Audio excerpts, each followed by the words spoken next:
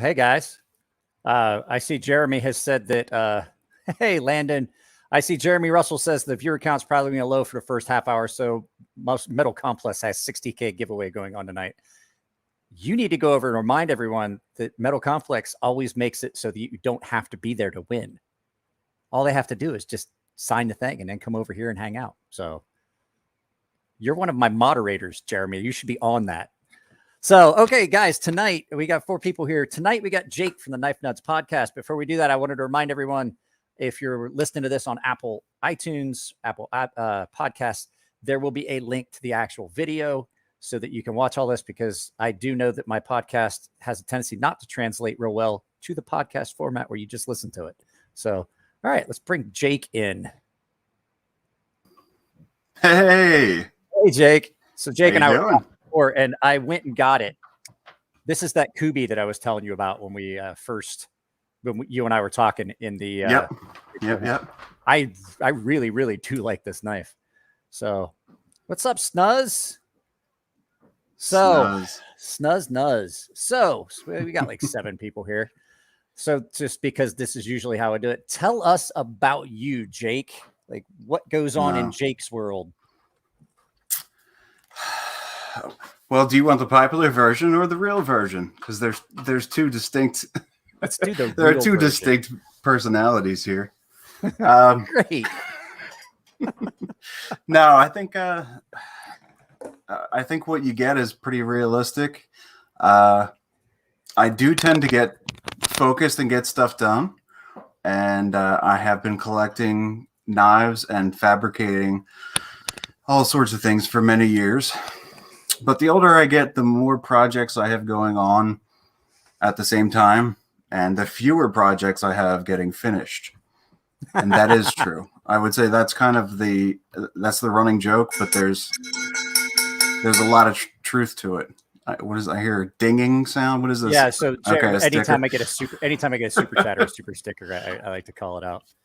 Nice. So I'm sorry, I came back. I was using that moment that you were telling everyone about your split personality, that because I realized I had forgotten to grab something. So Jared, I hope you got a nap. You're the busiest guy on YouTube. Jared and I have both been pretty busy. We both are trying to turn this into an actual money-making endeavor, and it seems to be working out okay. So, I see that. $5. You just made $5 in 3 minutes. That's not bad. That's not bad. I made like $20 in 19 minutes or 15 minutes on the last video. This guy just kept coming in and dropping. Actually, it took about 20 minutes. What was this? So, yep. See there. Look at that. Look at that. Knife Nuts podcast. Thank you, Levon. So I have to ask. This is a question that I like to ask because pretty much everybody else has been on the show. I've had some like I've had more interaction with than I've had with you, and it's just a good way. I kind of judge like a litmus test. What's your favorite Disney movie? Sword in the Stone, I guess. I knew we could be friends. That's my favorite one, Sword in the Stone, and then my second favorite is the Robin Hood one with the animals. With the fox and the bear. Yeah. That's my second favorite. I love that. I haven't seen as much. So I have my brother is 10 years younger than me. So I got to see all that stuff when I was a kid. And then I got to experience it all over again when I was, 15 or whatever. So, but the Sword in the Stone definitely. And now with my girls, they're 5 and 7. So there was, Moana on repeat and all the Frozen movies and all that kind of stuff. I would say mine is 13. So Frozen, and then all those new re-releases of like the Cinderella movies. So it was like 10 of them. And then there was a weird one. It was horrible Disney's. And then, yes, that is a Mark. There's that is a weird live action one that I cannot wrap my head around. That they want. They do. I guess they do the same thing I do. Either my kids are like me or I'm a child, where they get into something and they'll watch it every day for like 3 weeks, and then that's the end of it. Yeah, they're fed up with it. Like, I can't stand that anymore. Yeah. Yeah. We feel the same way about myself. we would take my daughter to Disneyland pretty much every year for her birthday because I mean it's literally just up the road. And one time we were there and my daughter comes up with this Maleficent mug, the like a coffee cup, and she goes, "Here, mommy, it's you." And I was like, "I'm glad you said that shit because I know I couldn't get away with that." They listened to the song from that again every day for like weeks. Never even saw the movie. I still don't know what's about. I have on my iPod, because I have all of our shared music for the entire family on an iPod in my car, like an old school iPod. I have the Frozen soundtrack in English and in Japanese because my wife's Japanese and my daughter speaks Japanese. And so I have it in both. And so I've heard all of it. So what was this? Jake has a highly modified Geo Metro. They're talking about the turbo above your head. So thanks, guys. I forgot about the split screen. They're like, this split screen. I said I was going to go get something to put behind my head. And there it is. I have laundry. It's a giant twin scroll Garrett from a previous life, as we were talking about. Yeah. So since we got some more people here, I just usually like to kind of throw out a couple things. What is in your pocket right now? What knife are you currently carrying? Well, it's like I'm going to say I took all the knives that were either in my pocket or right in front of me. I took them out and set them in front of me. So I showed you one that I got recently, but I didn't show you the other from Levon's, import bag of tricks. That's one of those crystals. Another one of those crystals. This is an Arcona, actually. That's nice. But that crystal, yeah, I would say this was close to being in my pocket today. This thing I absolutely love. Yeah, I want to get one of those on the channel so bad. I honestly thought it was I honestly thought it was a John Gray at first, but no, actually Levon got me one of these glow in the dark jesters, and this is legit in my pocket because driving a car that was designed for small European people, I'm usually wearing gym shorts and carrying a knife that doesn't even have a clip. And I was gonna say that you've got that Porsche now, don't you? Yeah, that's about as big of a knife as I can fit without scraping my console. So that's what was genuinely today. I have a friend that has a really expensive car. He has a Mercedes. There's so much leather in it, and when I get in the car, he goes, "All right, put all your knives inside." You're like, take the pocket clip off. Like, I don't be scraping stuff. Yeah, he's got one of those Mercedes AMG. It's basically a race car, and he's like, "Yeah, you're not riding in my car with that knife." And I'm like, "It's a Norseman. It's there's no sharp edges." He goes, "I don't fucking care." I mean, at first hand, I can tell you it doesn't matter if there's sharp edges or not. You should see any of Levon's last like 3 cars. There was just no paint or leather left in that. Whatever is going on in this region here. Fortunately, this little project of mine came pre-damaged in that area, so I don't have to feel bad about it. But I can't fit in there anyway with anything in my pocket. I mean, my God, I don't even carry a wallet anymore if I'm in that car. So I have a friend. He was working with me. I was actually supervisor. It was after I had retired. He worked for me when I worked for Lockheed Martin. I was a security supervisor at Lockheed Martin, and he had saved up all this money, and they were going to buy a house. Him and his old lady, and then it kind of fell through. And so he took a lot of that money that he had for a down payment on a house, and he goes, "If I can't get a house, I'm gonna get something that makes me happy." And he bought a Porsche Carrera turbo. And he drove it to work. Like we worked on the base, and he'd drive that thing to work. And I was like, "Yeah, let me get your keys." And he's like, "You can drive it." And I was like, "Are you serious? You can let me go?" Like, I'm gonna be sideways and on fire on the 5 in this car. And he goes, "I don't care, drive it." He's like, "I got good insurance." And I went to go get in the car, and I'm 6'3", like I'm 6'3", like 240 pounds. I try to get in it, and I'm like, I was like, I can't do this. Like I couldn't get into a position where I could work the clutch. And I'm like, I just can't. There's no way I can drive it. I just can't do it. It's not nearly as bad as like I've driven a Lotus Siege was the absolute worst. I'll never forget. So I was so excited to drive that, and I mean, I literally could not enjoy it. I couldn't tell you how the steering felt or how the shifter felt because I was so jammed in there. And the owner was like almost as big as I was. And yeah, so I was like, that was no good. No, the is twice as big as that car, so it's not nearly as bad. But I drove a Lotus, and it's kind of the same thing. I couldn't have driven it very far. I would have had cramp in my leg trying to do it because the position I was in, trying to work the brake and the gas and I was like, I can't. This sucks, man. I can't do any of this. I did already have to get a smaller steering wheel, and surprisingly, that it really did make all the difference in the world. I'm pretty cozy in there now. Yeah, almost. But yeah, I mean, you're not a little guy either, so. 6 foot and 280, 280, no 270. What I haven't looked for about a year, so we're just gonna say 280 because it was 270. I'm 47. I quit giving a crap about what the scale says because usually it goes shit, fuck. Yeah, yeah. There's a point where you stop here. Jake, how's the shop? Shut up, Matt. Size me. I can't, Matt. I don't want to screw your name up, but yeah. Hey, Matt. Jake, how's the shop? Yeah. So Aiden here was torture testing the PVD coating on the Sea Snake with some tire covers, battery acid. Held out quite well. I'm glad that my paying members are like, hey, I'm going to torture test your knife design. Thanks. That way I don't have to.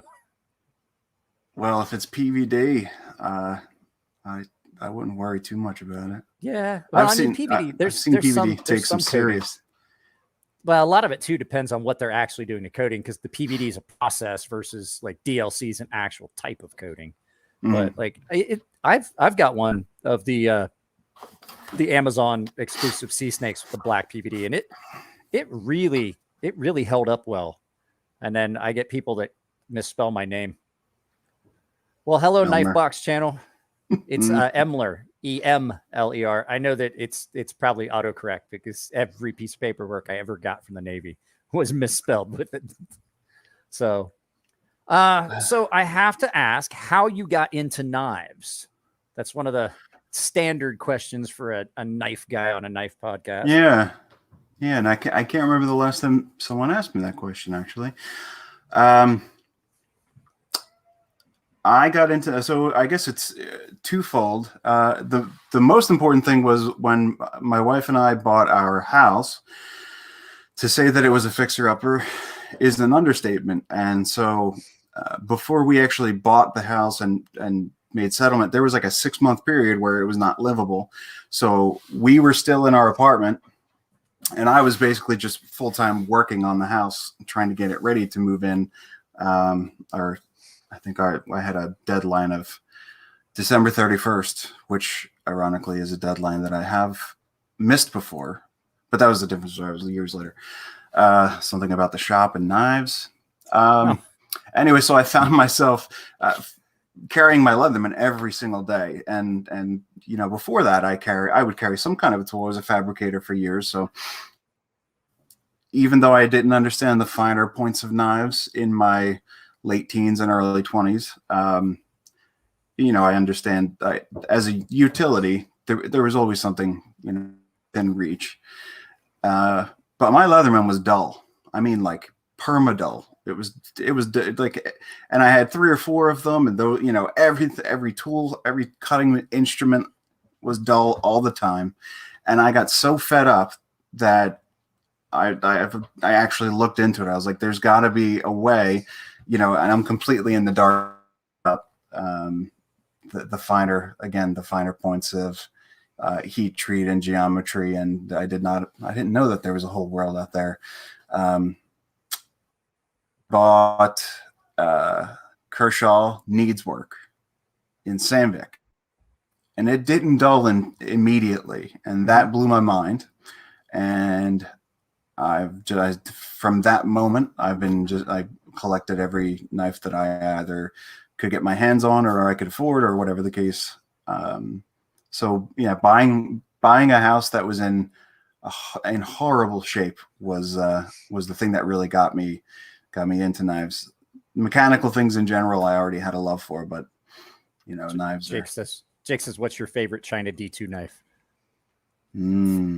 Mhm. I'm gonna have to think on that for a minute. we can come so back to many that one. There's so many options. Are people fighting? What are people fighting in the comment section talking about knife laws in what is this? Beardo the Weirdo says hi to everyone. Beardo, I'm going to do the drawing on the first. Hopefully you don't up and win again. I think it would be unfair for you to win like every other time. Landon Ramirez says, which do you prefer, heavier or lighter knives? This is hold on. At first, I wanted to electronically give Matt a China D2 sticker, and that's yours.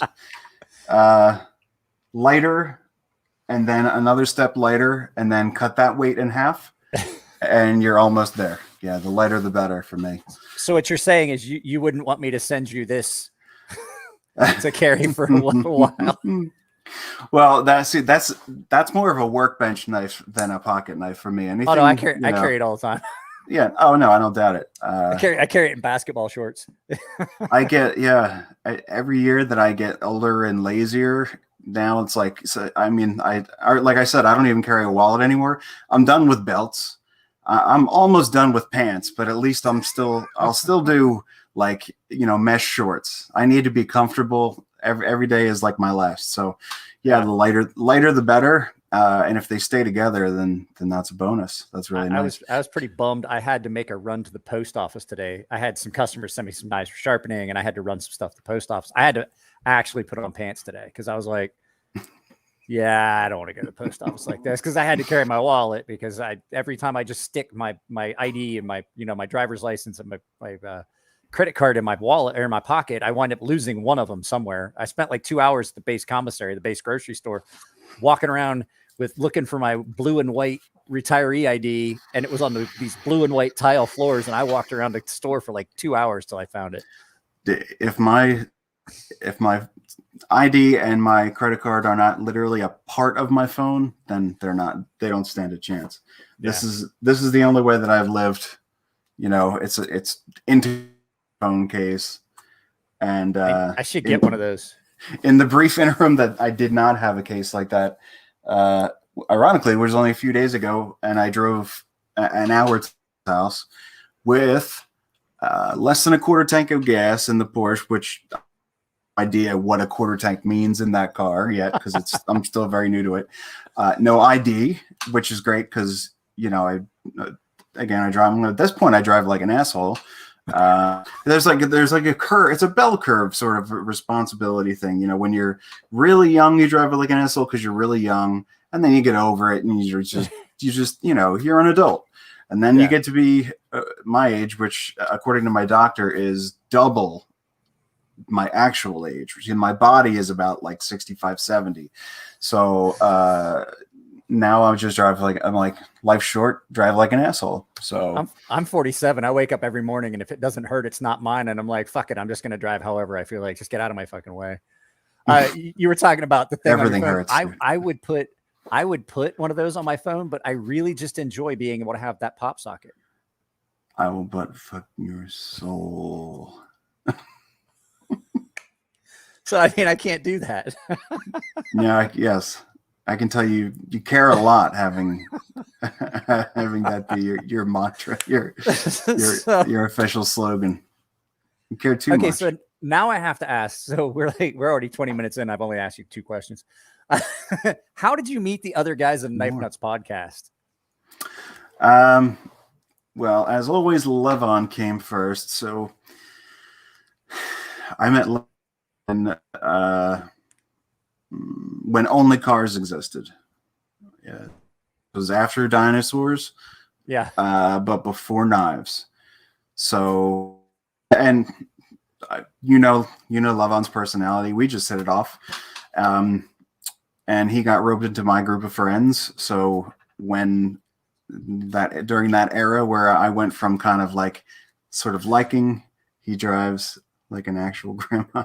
I saw that. I was like, there's Levon right there. And as you were saying it, I was like, yeah, I know Levon's personality. I actually talked to Levon more than I talked to you, but I want to have everybody on the podcast. But like I told Levon in his comment, I was like, I would love to have everybody on the whole group, but I can't handle all 4 of you. live. No, you There's just could. no way. It's just impossible. You could. No, You could. I don't. You definitely could. There'd be a lot One of thing putting that people in timeout. that's one thing he's gotten amazingly good at, I think, is keeping this whole thing going and keeping like a cadence to the show, which would otherwise be a true shit show, which Yeah, it sort of is anyway. But yeah, you can kind of see it when you guys do the podcast. You can see that Levon's like he's the one that's kind of like guiding the path, and then Dave just is over there flipping a Chris Reeves Sabenza, just playing with his Revis Christ knife. I can't say anything. I love my Sabenza. I can't say anything. Yeah, it's hard to find something bad about those. But yeah, so all right, I'm not going to go into the details about how the only reason Levon even got into knives in the first place was because of me. And what do we all wish for our children is that one day they will exceed, they'll exceed us, and that's what Levon did. At this point, he probably not even at this point. Years ago, he had probably 4 times as many knives as I did, and industry contacts, and you name it. I mean, he really took this. Part of that was, I guess, around 2014 or so, we started toying with the idea of doing something a little more useful with all the time we were already spending on knife related things. And as that morphed into the podcast, we had met Dave one time in person, and Levon had utilized certainly his most useful talent, maybe his only real talent. Well, no, I suppose he can draw. I mean, he's got a couple, I guess, but he does have an eye for other people with talent, and he decided that Brian Nadeau would be his finest example. Brian was a very, very an unknown quantity at the time. There were not that many people seeking out Nadeau. At that point, it would have been the original Typhoon custom, and then shortly after the Hurricane. How he talked him into joining the podcast, I have no idea, because he was grumpy back then. He's grumpy now, but he was grumpy back then too. I love listening to it, and then everybody, you guys are all talking, and you're like, Brian, you haven't said anything. There's nothing worth saying. Nothing you guys are talking about is worth even responding to.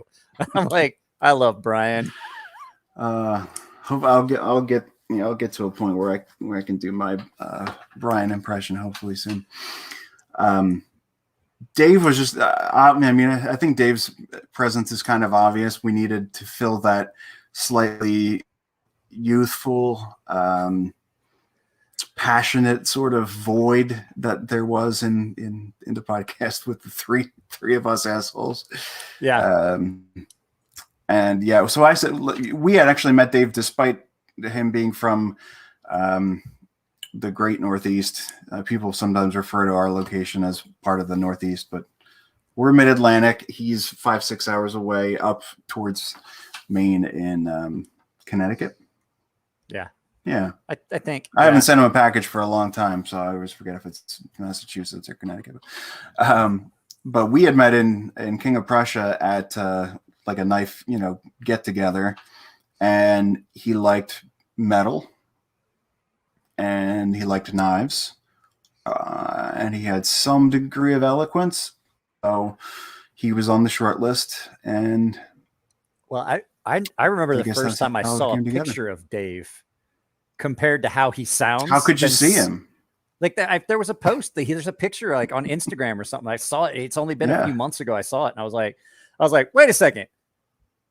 That's not what I was picturing. Like all the time, like when you hear Nick Shabazz, like I know Nick, like like if you have a mental image of Nick from his voice, but you haven't ever seen him, there's a good chance you're probably pretty close. But Dave, when you hear him on absolutely does not. Yeah, it doesn't match up. You're like, there's no fucking way. I for years I joked about him wearing a youth medium, and I never got a laugh. And then I met him in real life.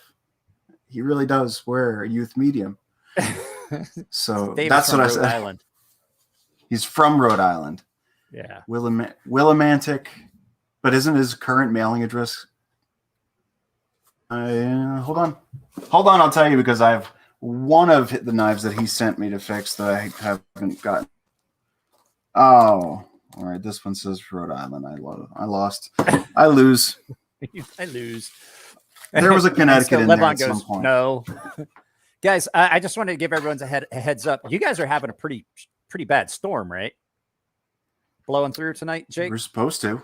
I got the horrific, you know.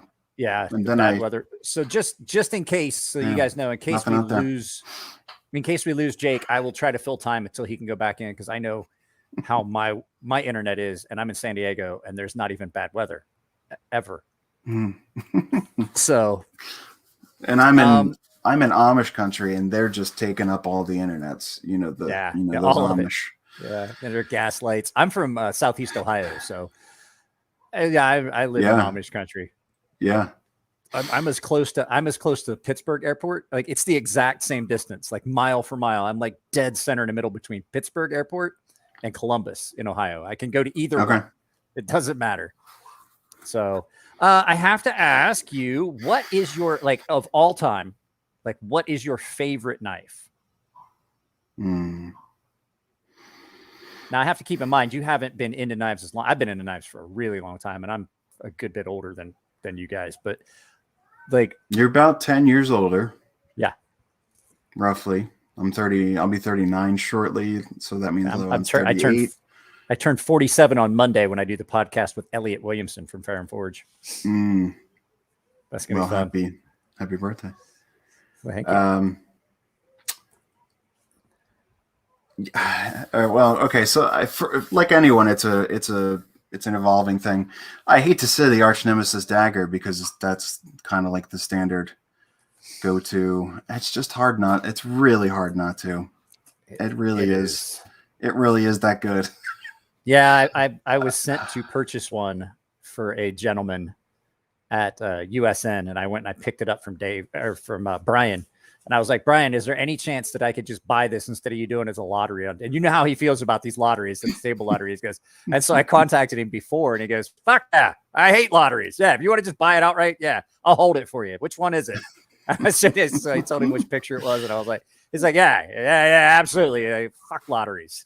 I was like, yeah, that definitely sounds like him. I was like, cool. Of all the makers, I was like, of all the makers you picked for me to talk to, it's Brian, and he knows he hates lotteries. He's like, yeah, just take it off the list. Fuck it. Yeah. So I went and picked it up. And I'm not gonna lie, that dude almost did not get his knife. I was like, that was the hardest. Yeah. I came back from the show, and I've got the knife, and I'm like, it's gonna be really, really hard for me to send this to this guy. Yeah, I completely understand. Yeah, it's a funny thing. I never, when we first met him, we went and visited the shop, and just never thought that he would bridge the gap between engineer and artist, and that knife it truly does. Oh, that's a gorgeous knife. His knives are some of the smoothest. Like, it doesn't matter. Even, like, he's so picky, even when it comes to the production ones. He is. Like, there's not much difference between the feel and action on. I mean, there's a lot of difference between the handmade ones that he does. Like, they're definitely better, they're a different kind of knife. But he's so picky about how things are. The action on them is so good. It's almost as good as the ones that he makes. And I'm like, that's a level of pickiness that you can kind of see in the knives he makes. And that's because he, even on the production ones, his level of involvement is abnormally high. Yeah. He's sending them a much more complete CAD file than most other, knife designers or knife makers. What was I going to say? That and his horrible attitude actually is a big part of the reason why his knives are so unique and smooth and built the way they, because, he's not only is he not being inundated with other people's work all the time. I think he would prefer to be blind and deaf, honestly, if he could somehow He's not looking at other knives and other mechanisms, and he's coming at everything with a completely blank slate as much as he possibly can, and that has generated some pretty unique designs and ideas. He doesn't try to compare himself to anybody else. He doesn't try to he just wants to make his knives. He doesn't give a he doesn't give a shit about anything anybody else is doing. I mean, that's one of the things I love about him. Truly doesn't give a shit. Does not like you got to love somebody that has that completely. I like some people say like I don't give a shit. Brian doesn't give a shit. Really doesn't. Not one. Not even one.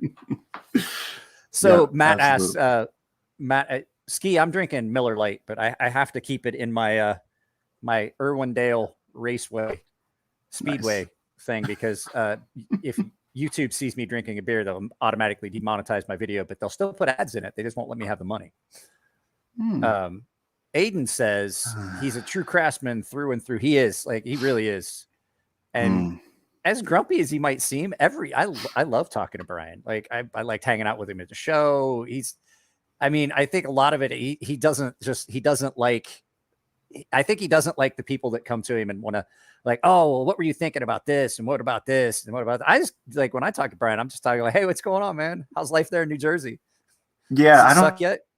think he can fully wrap his head around, the level of, excitement that a normal person feels, which I can sort of understand, I guess. But honorable mentions there, the Lee Lerman's work has got to go in there. J.W. Smith's New York Special is like my one of my, I missed it Heartbreaker knives or whatever. Should have bought it when I had the chance. Yeah. There's been a lot of those knives that I've passed on. I'm like, I can get one later. And then you're like, they just don't exist anymore. You just can't find them. I'll tell you whose knives I love, and they're totally underrated. And you're going to love this one. And that's Aaron Frederick. And Aaron and I are like the same fucking person. Like his wife met me for the first time I met Aaron, found out we did the same job in the Navy at the same unit. Just on different coasts. Yeah, we were both at the Naval Coastal Warfare. We were both gunners mates. We had the same job in the same unit, on just like same type of unit. He was on the East Coast. I was on the West Coast. And so like we got to talk. And so I'm standing back in the back and I'm drinking with Aaron. His wife comes up and she hears us talking and she looked at me and she looked at him. She's like, Jesus Christ, there's two of you. He's like, oh no. And I didn't know that. I feel like I know you so much better now. She's like, you guys are like the same person. Aaron, actually, that's awesome. Aaron is one of the. Aaron, I talk to Aaron pretty regularly too. Aaron was one of the people. We were in Vegas for my birthday for USN here a couple years ago, and I had, I basically had my pick of who I wanted at the show.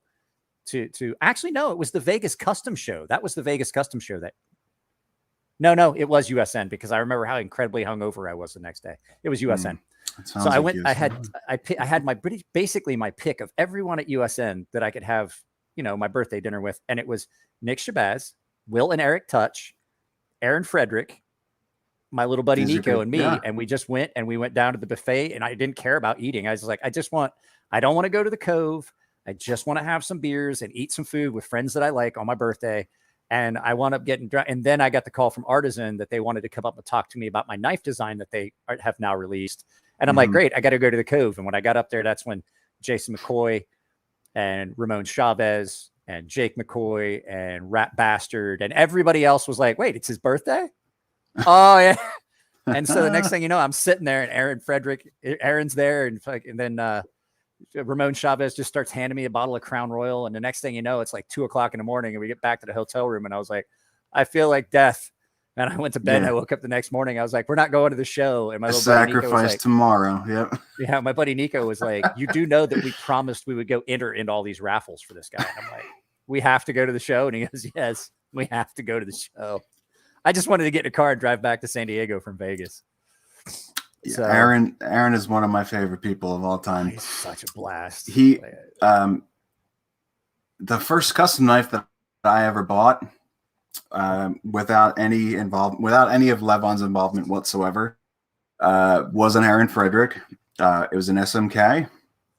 And I would say it was the ratio of excellence to price was enough to, it was one of those little turning moments, or a little for my knife collecting for sure. Yeah, you can't compare Aaron's custom knives to anybody else's, because Aaron's doing custom knives at production price. I'm like, where else are you going to get a handmade knife for $300? I mean, you're just not going to find it. And we've tried so many times to convince him. And it's, again, it's not just plain old school, simple humility. I think he really believes that he's not making as good of a product as he truly is. Yeah, you can tell. Like he actually, yeah. I tried real hard. We were trying real hard to get a production knife of his, one of his knives done in production, and it kind of just it all came up to the point, just like me. He can't do CAD. He can't do 2 CAD renders, and they needed it, and so I want to push him again to try and see if we can get it done and we can push it out, because I mean they're really good designs, and if he can just get some passive income, I think that would be great. But he's got, I mean, tons of designs. I'm sure he's told you or showed you he's got a lot of old, old hard physical designs that could be, transferred to CAD and potentially easily could be a good product. Well, and the funny thing about, I kind of love everything he does, honestly. I do too. I don't know, once he's busted in your hotel room and jumped off mostly nude, it all starts to make sense. Underwear, singing. He's a Navy guy. It just all makes sense. Like, singing. You can't tell Baby Shark. You can't tell like what's piss, what's penis. All of everything he does starts to make sense, and it all. Yeah. I mean, I have the chode, the little weird little money clip thing that's an S90V for no particular reason. I like the fuck off folder. Have you seen his F off folder? Yeah, I mean everything just reeks of him. It's dripping with Aaron. One of the first like handful of knife shows that Levon and I went to, the New York, NICS, the New York Custom Show. They were doing a door raffle, and somehow I got a letter 3 or 4 weeks after the show, and I won the grand prize, the door prize, and that was a JW and Aaron collaboration that turns out that basically there's no second knife in the world quite like it. They just made a few of these, and he did the handles and JW did the blade, and that was another sort of turning point in my collection, because it's like, once the bar has been raised to that level of work, then you sort of look at everything a little bit differently. Well, one of the things that people don't realize is that Aaron Frederick, JW Smith is his father-in-law, and Kit Carson from Kit Carson Designs was his mentor. Like that's fucking knife royalty right there. He married into it. Yeah. And people are like, oh, Aaron Frederick must be some new guy. I never heard of him. Like, you're out of your mind. I hate to simplify it, but I've talked to him many times about this topic, and that's what he's comparing himself to. And I think that's part of the reason why he struggles with demanding what his worth, what his knives are really worth, because he's comparing everything he does to, like you said, knife world. Yeah, but like kings. It's a very interesting. Yeah, it's a very interesting backstory, and a really interesting career that he's had, both in and out of knives, I think. Snow's says, I don't care if you're here or not. Pound that like button. I have memberships on this channel, so that and so some of these guys you see with the little logo next to their name at the end, that little S, those guys actually pay for content. Those are some of the loyalist guys I've ever seen. They're always in my videos. I appreciate you guys so much. You make the channel possible at this point, because like I said, with me not being able to work, this is what this you guys make it possible for this to even happen. So okay, here we go. And this one you can be brutally honest. Like I will. Least favorite knife company, because I already said there's everybody will tell you, like, I don't like Spyderco. I don't like Benchmade. And I Mhm. definitely don't like the Emerson Productions. Ernie's handmade knives are great, but the Emerson production knives are, well, they're M-Tech is his budget line. So least favorite knife company. I'm just going to go with a big. I mean, my least favorite knife company is probably some no name something or other. But yeah, I'm going to go. I'm going to stay with you on this one. I haven't really enjoyed a Benchmade, and even when I was relatively, um, it, it was just it was one of those companies that I just had a little trouble getting on board with compared to the others that are sort of in that same price category. Yeah. And that's one of the reasons why when I first started collecting Spo, and I realized, well, these things aren't going to let me down. So I'll just, and it kind of like fed the fire. It fueled the fire a little bit. Yeah. You know, ignorance breeds contempt. So obviously I still handle, I still see them and handle them. And I just haven't, they just haven't caught my attention for a very long time. This is where that weirdness is. Me being a little bit older, when I was young in the military, if you bought a knife, what you wanted, like that, the top tier, and I say this all the time when I'm talking to people, top tier was Benchmade. Like that's the one I had. They were great, but that was just shortly after right after they gave up the Pacific Cutlery moniker and became Benchmade. And I mean, they were great. They honestly were incredibly nice knives.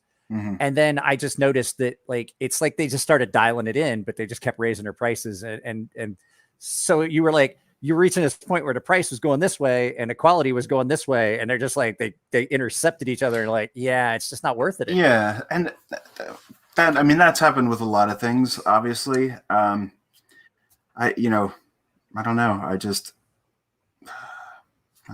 It's hard to, at some point when there's so much good there's just so much, whether it's new companies or new designers, there's just so much interesting and new and fun things that are available every week or month or year. I don't know, it just didn't do it for me, and they still don't. Well, and at this point, we're at a point where if you have access to a computer and you know how to you can design a knife, and companies are willing to take a look at it. Like I've got 2 knives on the market. There's no reason for that. Like I shouldn't. like I was like, I made a hand, and it's all Elliot Williamson's fault. Like I get done and I finished the knife and I showed it to him. He goes, actually, that's not too bad. It's real comfortable. You should how about we do a render? You see if you can market it. I'm like, okay. And I'm like, well, I don't, he's like, it's like I'm an addict and he's my codependent spouse. And he's just like, no, baby, it's fine. I'll call you in sick for work. He feeds my habit. He lets me get away with it. He doesn't stop me. Well, that's at some point you go, no, you shouldn't do this anymore. That's all it takes is a reason to just kind of jump off the cliff a little bit, and then you get a little bit of positive feedback, and that's all the momentum you need. Yeah, that small little sea snake seems to be doing pretty well. I mean, it's sold literally thousands at this point. And I mean, but the whole thing is I never thought I would get rich doing that. But, Elliot kind of gave me that advice when I was working for the government. And I would come over to the shop on Fridays and I'd work on weekends to shop and just, play around and do stuff. And he was like, man, you just look miserable. He's like, you need to find a better job. And I was like, yeah, I thought about just, I was thinking about just stopping this and starting my own business. And he goes, I can walk you through the steps of getting your own LLC. And I was like, yeah, let's do that. And that was like 4 years ago. And now I'm reaching a point where, now I have my disabled veterans business enterprise. I'm making money from that. I actually have YouTube that is actually making me money. And is it a livable wage? Oh, almost. We're coming up on it being something that could almost do it. And the whole thing is, though, like I'm at home all the time. My daughter does school from home. Now Elliot has provided me with that opportunity to spend more time with my family, to my wife's disappointment. She's like, when are you going to get a job so you're not at the house all the time? Like, I'm tired of seeing you. I've been married for 19 years. Just at this point, it's like, what's the best advice you can give somebody who's been married for 19 years? Stay away from each other. Just talk to each other like once or twice a day. maybe. So, I kind of couldn't agree more. So, yeah. Okay, Yeah, I my have wife- a question, but I want to save this one because this is a question that I asked Nick over at what was it, Stasa on Wednesday. But I have to ask, why do Dave and Levon always yell at you? It's not like it's your fault that everything happens on the podcast. They're always abusing you. Why are they always yelling at you? I think the short answer is I deserve it, or it's got to be someone's fault, or you got like 3 kids and very poor sound insulation in between floors and stuff. They have a sock hop upstairs at your house. What is that? I mean, I suppose I earned 1 or 2 of the things that they yell at me about. I don't know. I think Sinister Duke says Sinister Knife Clips. Duke says it's his role. I was trying to think of a more interesting way of saying exactly that. But yeah. You know, every functional group needs someone to fill each of those roles, and I'll just I've just walked right into it and they say you only roast the ones you love. Dominated. Yep. So I don't know if you've ever seen some of my YouTube videos where my little buddy Nico, I roast him mercilessly because I love him, but like he's like family at this point. He just gets so much roasted, like because he's tiny. He's a tiny little dude. And so at one point we were at Elliot's shop one night, and Nico had said he was going to go get beer. And my phone rang, and it was Nico. And I was like, oh, hang on. So I was sitting across from Elliot's desk, and I was like, oh, it's Nico. Hang on. And I picked up the phone, and before he even said anything, I was like, Nico, if it's the beer on the top shelf, you could ask somebody or maybe stand on something, but I'm sure someone can help you get the beer that's out of reach. And Elliot's like, you didn't. He's like, is it hardwired into your brain? Like, what the So yeah, I would imagine it as Sinister at Knife this point. Clips says, every ship needs a cabin. Every boy. ship needs a cabin boy. That's a good movie. No, if I ever said what I really wanted to say, everyone would fall asleep before I was done. So here, you know, it just kind of perpetuates. You gotta have that. It makes it a lot of fun because it just keeps it rolling. Because you'll start something. Oh, good. I'm glad. And they yell at you. So, okay. As long as you're benefiting at my expense, then I'm okay. It's good. I mean, yeah, that's what podcasts are all about, right? So this is the Franken knife question. I've got this one set up. I was like, this is the Franken knife question. So basically, you can mix parts from all the knives that you've ever seen or ever have owned. Mm-hmm. And so basically it's any blade, any handle, any locking mechanism, any finish, any grind, any steel. So that's like what blade, like a blade from this knife in the handle from this knife with the lock from this knife and this pocket clip and this handle material, this steel, this grind. What would be your ultimate Franken knife? Oh, well, the couple things are really easy because the pocket clip. Hold on, I'm just waiting for Levon to chime in here, and the first thing I'm going to say is Grant and Gavin Hawks. What was the name of the pocket clip? The pocket clip that you can squeeze with like a what the hell was that? Was it the one with the spring? They had it. Is it like the one that was on the? I'm just like waiting. Someone chime in and save me here. So they had they had the spring loaded clip that looked like a fancy titanium. Flush. Yep. The grip clip. Thank you. Clip. I couldn't think of it either. Thanks, Levon. Blade shape is going to be it's got to be a okay. I'm not going to say Warncliffe in between. I've always been drawn to that shape, especially with a really, really thin hollow grind.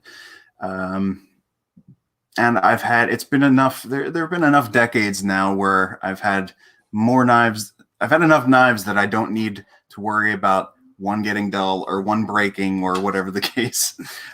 So an ultra thin hollow grind in a leaf shape is just a lovely combo. Just slicey and great. Are you talking like a Ray your fingers Laconico off. kind of a leaf shape? Like one of the Ray Laconico leaf shaped blades? Like well, there's trying to the Ethnic series of Spyderco, Bob Lum did a really cool leaf shape. So I mean the term gets used for a lot of different non-Warncliffe but semi sort of shapes, but yeah, so like that lum shape I absolutely love. Wait, are you like the Tough? Was that a Lum? Was the Tough a Lum design? I can't remember. The Shemp Tough. Oh, that was a Shemp Tough. That's right. Yeah. And now, I guess I'm drawing a blank. Lum. That I think that leaf shaped blade, but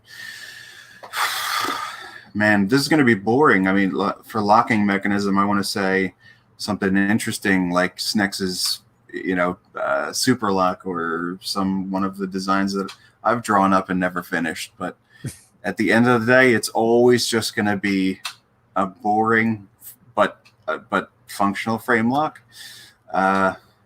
Frame lock. See, mine was a lockback, probably a triad lock. When I built mine in my head. Mine, one-handed. You asked me earlier, Chinese lock. Someone asked about heavier light, and one-handed is as important, if not more important, than lightweight. I have so many knives that I absolutely love for the Lum Chinese folder. Thank you, Ian. I'm going to give you the thing virtually. Hang on a second. Hold on. I'm actually going to pull it up so I can see exactly what you're talking about. Here you go, Ian.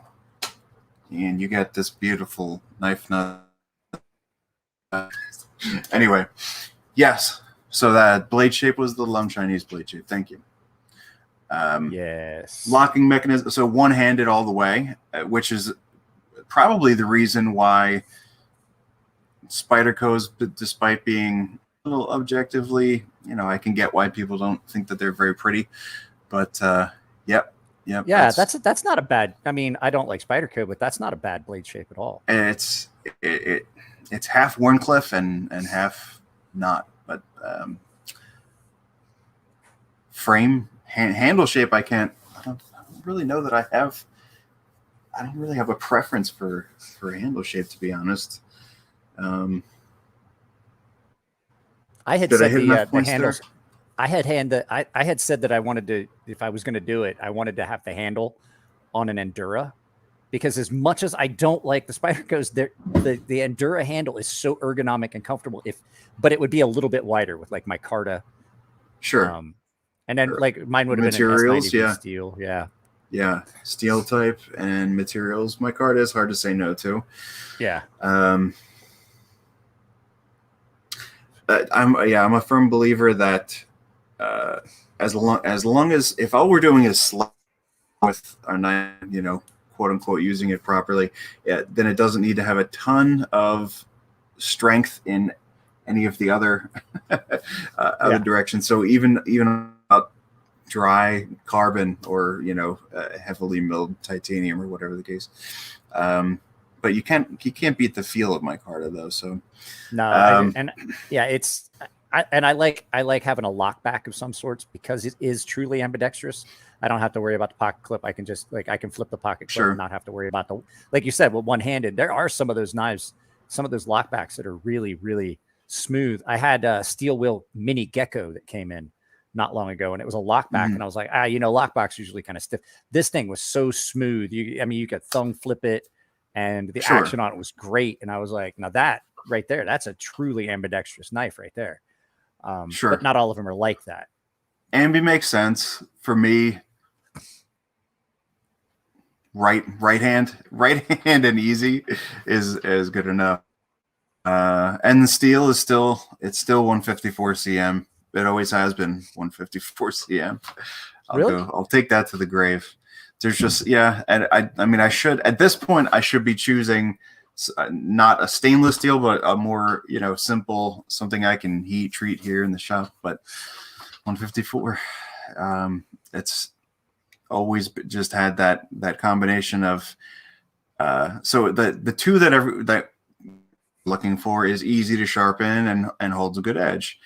The third one for me is that you can leave it toothy, or you can polish it all the way up to absurd and overdone, and it performs in any in any. What about 14C?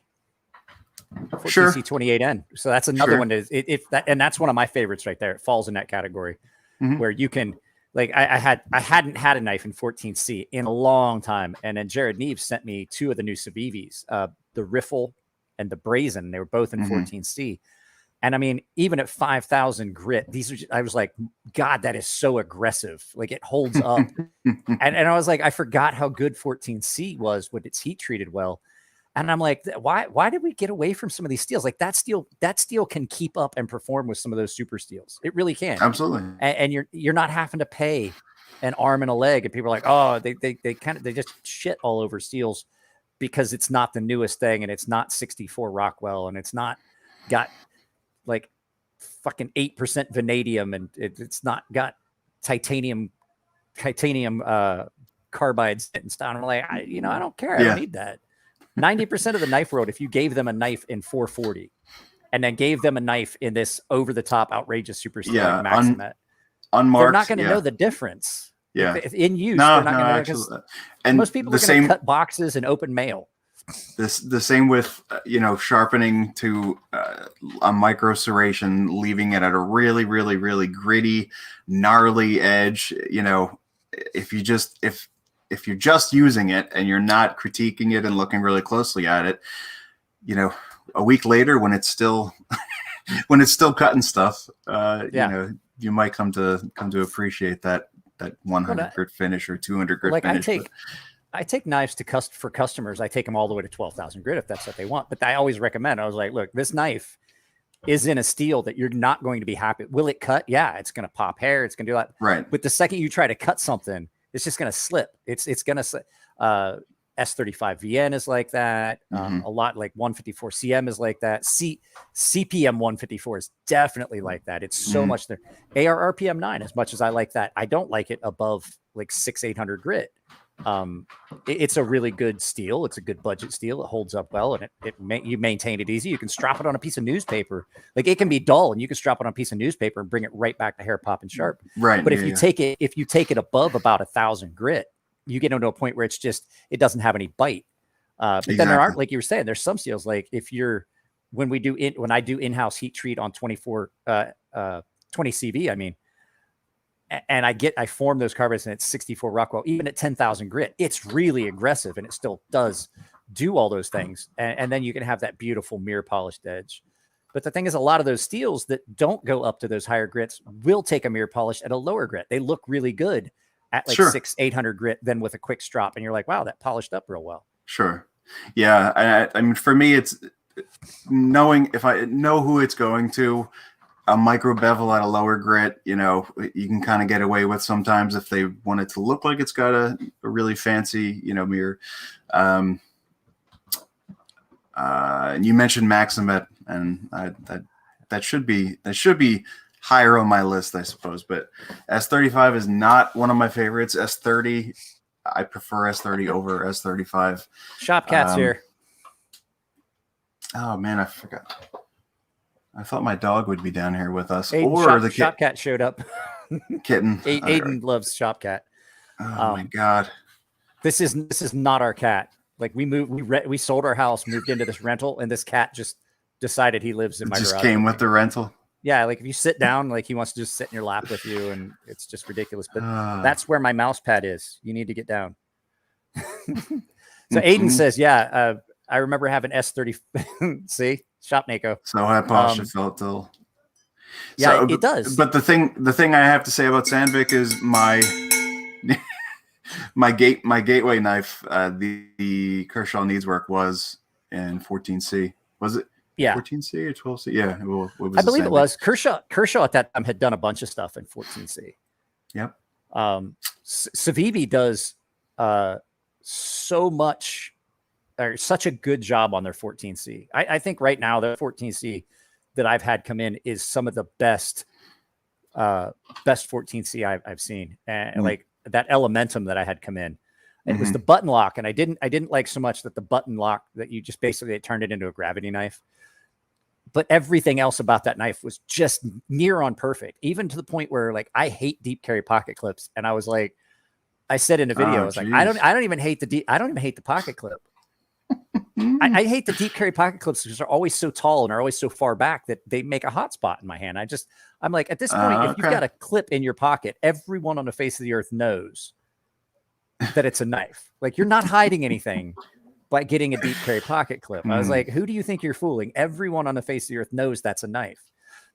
Levon says Sandvik was my first knife crush, or first steel crush. Yeah.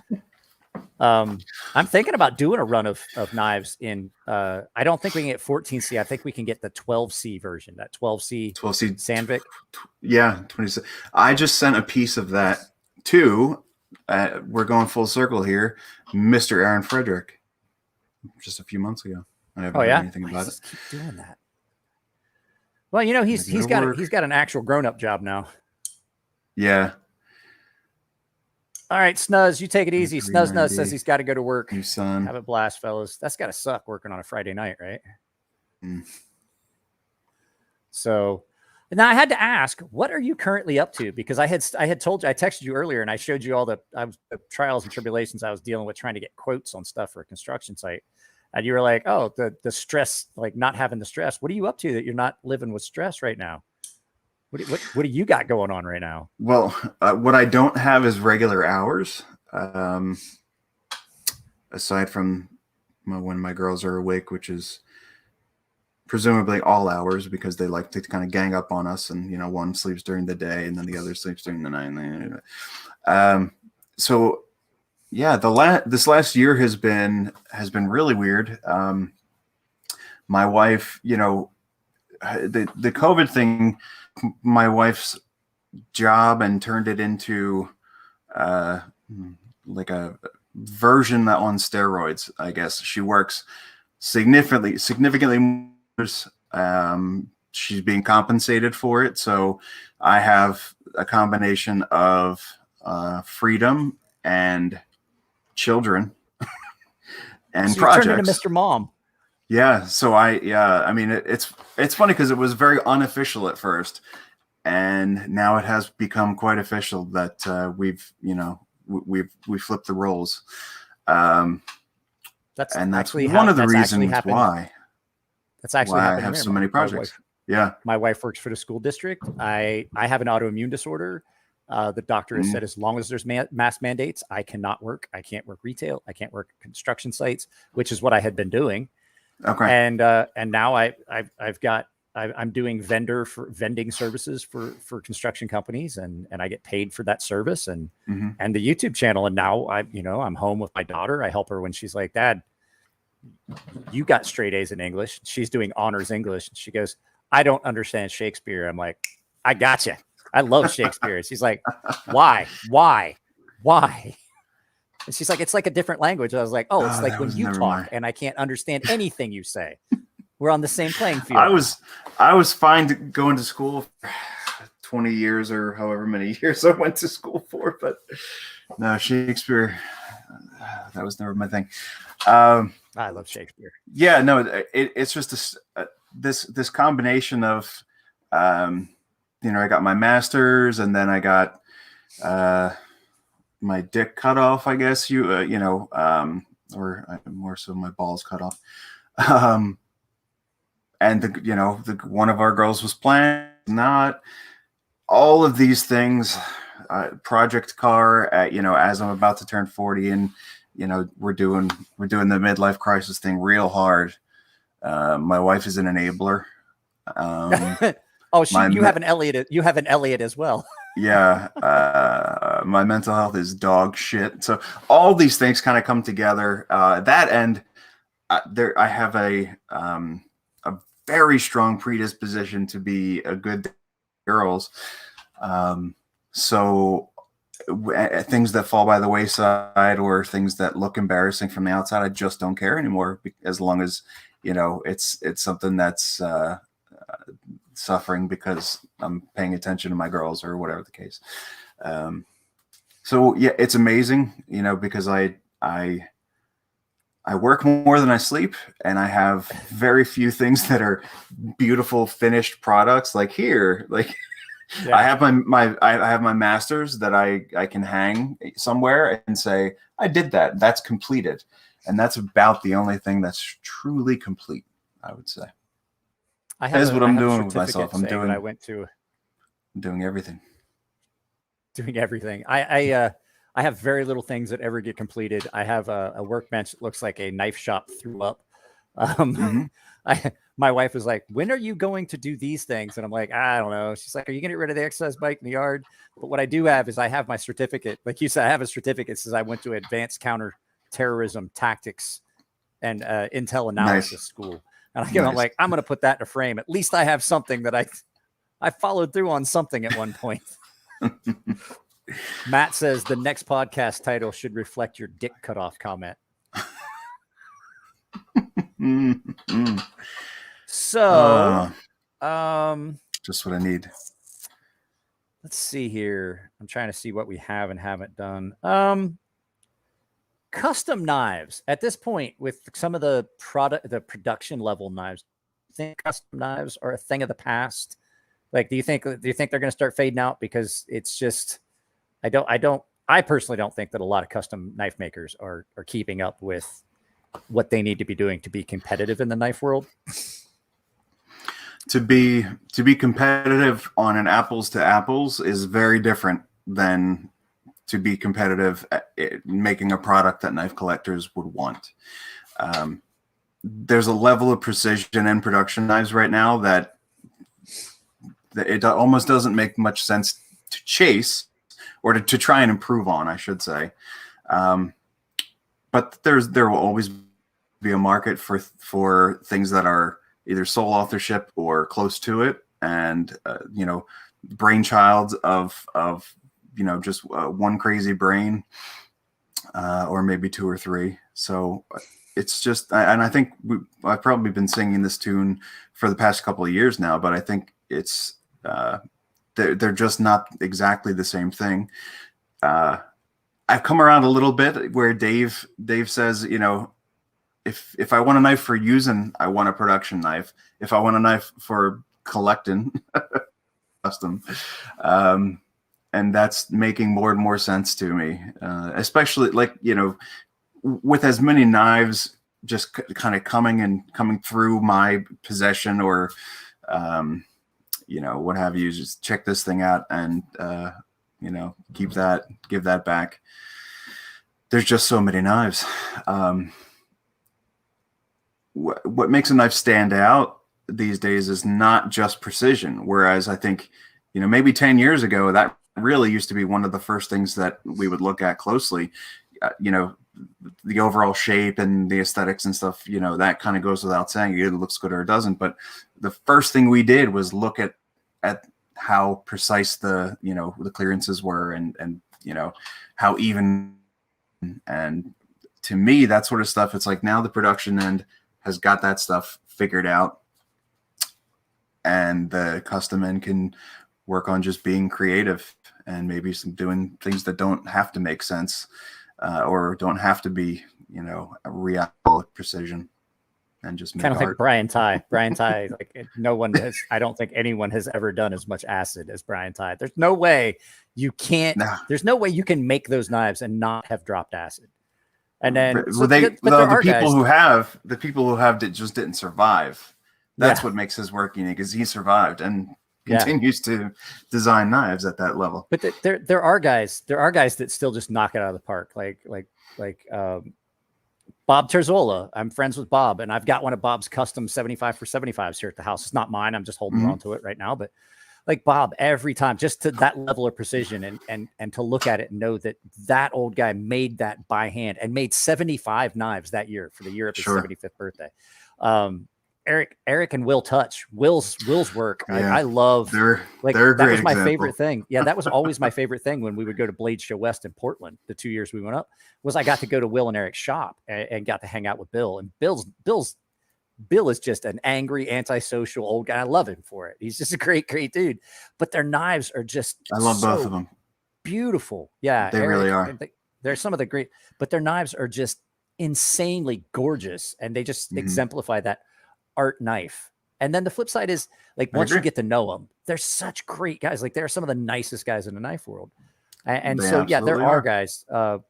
Michael, what is it? Michael Randolph or Michael Rudolph? His knives, like he just gets it right every time. I'm trying to find a comment here. Walt asked me a question, and I'm scrolling through the comments here. Oh, so Mike, I just ordered my first M350 knife. No real experience on sharpening. What do you recommend as good maintenance? I mean, M3 at this point, everything I've sharpened for the last couple years was either my 20 CV, Elliot's 20 CV, or production M390 20 CV. I really don't see an issue with it. It's not that hard to maintain. All you need is just some good sharpening stones. If you want to use a fixtured system, if you don't think you can handle learning how to freehand like I did, then get a fixture system. You just got to be really careful with fixture system. There's a lot of, just because you have a fixture system does not mean you won't fuck that knife up. Like I can't tell you how many people get a wicked edge and then they call me and they're like, bro, can you fix my Norseman? Bro, can you fix this? I rolled it. Why is the tip on my knife completely round? And I'm like, well, I know it can why. be worse. It can be worse if you trust it. Yeah. Don't trust it. Just blindly. You know what I mean? Yeah. It's like anything else. You have to understand what is in front of you before you just close your eyes and just go wicked on whatever it is. So Levon says, of course, yell at him and make him the butt of jokes, but Jake's an incredible father. Too amazing. Yeah, I mean, like I've talked with each of you guys on the podcast through either like on the phone or through DM and stuff like that. And then Brian, I text Brian because I got his phone number. But yeah, I mean, all of you guys are great. You have your own individual, unique personalities, and that's what makes the podcast so much fun. But yeah, Walt, the other thing that I would recommend if you really want something just to do touch up, get a ceramic, like the Spyderco Sharp Maker. If you just want to do touch-ups and you don't want to do the actual sharpening, there's a lot of guys that'll do the hand sharpening for you. Me and Jared, and there's a couple other people who do hand sharpening. But one of those ceramic rod systems, a lot of times is really good because you don't have to be perfect, or you can just get a ceramic kitchen rod and just do that. Because hey, look at that, we agree on something. There is no more useful tool, especially today, because steels like M390 are commonplace. Ceramic rod. There's just nothing better. I mean, with the exception of putting a lot of work into learning freehand or having a big guided system and having all the different grits. And as far as something simple, a simple answer to what should I get to maintain the answer is going to be ceramic rod, in my opinion, for sure. I mean, they don't have the horsepower. Like if you get a chip or a nick or a bad roll, they're not going to be able to fix that. Yeah, right. You're not going to be able to rectify that. But a lot of times there's ways, and you get into that sharpening stuff. It gets expensive. I have literally thousands of dollars of sharpening stuff, but I do professional sharpening. I used to sharpen every knife that Ferrum Forge made at one point, like by hand, and then they stopped making knives in shop, and I'm like, there goes that money. Wow. Levon says, I basically use my Sharp Maker rods exclusively in the kitchen. Yeah, I actually use the ultra fine for when I touch up like my Norseman, a recurve. I just lay the groove in my finger and I just touch it up like that in the palm of my hand. And I don't even have the box for it anymore. All I have is just two ultra fines in the drawer. Yeah, I put a little leather slip on just some round ceramic rods. The last time Levon and I made a One Sharp Store Country Knives, they had some like extra coarse pink ceramic rods. A little, anyone that's kind of like, in and out of the little world here, friends, family that I see on a regular basis, I just keep their knives touched up regularly enough that they honestly they don't even need reprofiles at this point. Maybe once a year, except for Chris Kelly, but that he's special. He I do. he I fights do a lot of concrete with his stropping. knives. Yeah, I do. I do a lot of stropping. I have some strops that have got diamond compound in balsa wood that work really well and things like that. Yeah, What is this? That's what's on my. That's what's on my Wicked Edge Gen 3 Pro.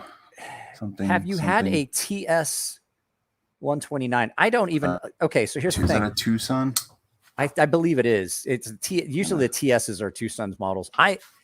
So when you guys talk to me about these knife models, I want you to keep in mind that by the time I get done shooting videos and researching the stuff for the knife videos and doing 5 knife videos a week and then 3 podcasts a week, I don't want to know anything else about knives. So unless it's something that has been sent to me and it sticks in my head, I don't know. I honestly couldn't tell you. What is this? Thank you, gentlemen. I'm not going to beat this blade up.